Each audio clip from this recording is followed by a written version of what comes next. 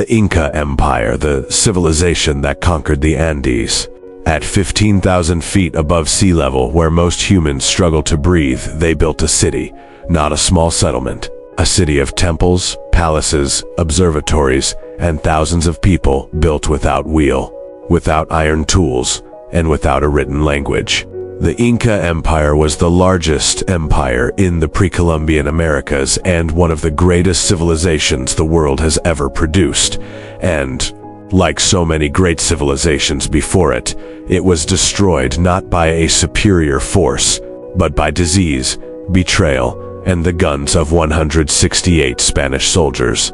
The children of the sun. The Inca called themselves Tawantinsuyu, the four regions, because their empire was divided into four great territories, each stretching in a different direction from their sacred capital, Cusco. The Inca emperor was called the Sapa Inca, the only one, and was believed to be the direct son of Inti, the sun god.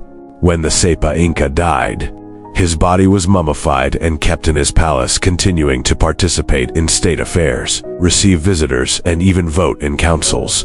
The Inca had no written language. Instead, they used a system called Quipu, knotted strings of different colors and lengths to record everything from census data to tax records to historical events.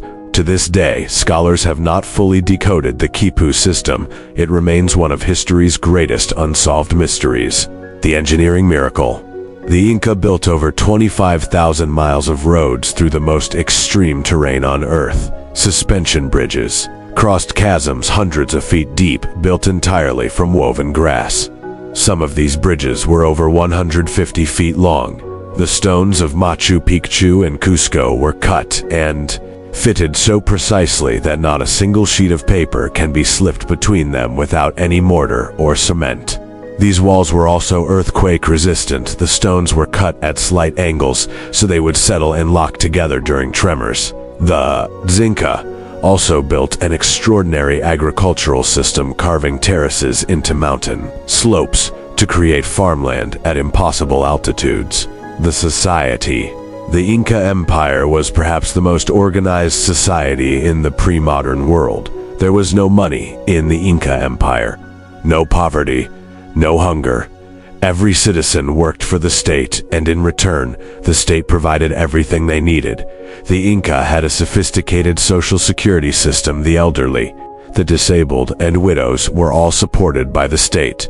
Their relay messenger system, called chasqui, could deliver a message from one end of the empire to the other in just 5 days. The empire was over 2,500 miles long. Fresh fish caught on the Pacific coast was delivered to the Inca emperor in Cusco, 200 miles away in the mountains, within 2 days. The Conquest. In 1532, Francisco Pizarro arrived on the coast of Peru with 168 soldiers, 37 horses, and a few cannons. The Inca Emperor Atahualpa had just won a devastating civil war against his brother, and his empire was weakened and divided. But the most devastating weapon Pizarro carried was invisible. Smallpox had arrived in the Americas decades before him and had already killed millions of Inca people. At the Battle of Cajamarca, Pizarro invited Atahualpa to a meeting. The Inca emperor arrived with thousands of unarmed attendants. It was a trap.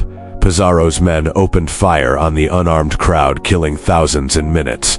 Atahualpa was captured. The greatest empire in the Americas had lost its leader in an afternoon. Atahualpa offered to fill an entire room with gold and 2 rooms with silver in exchange for his freedom. Pizarro accepted, then executed him anyway. The fall and legacy. Without their divine emperor, the Inca resistance crumbled.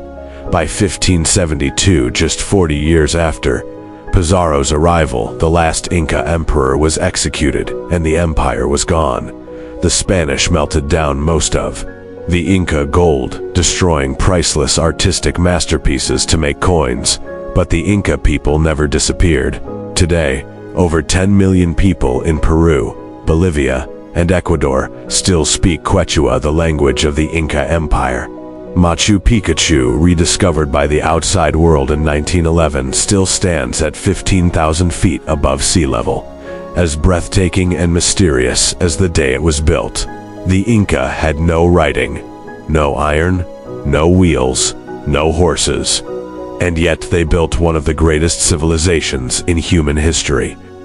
On top of the world. Subscribe, because next week we go inside the world of the samurai, the warriors who defined Japan for 1,000 years.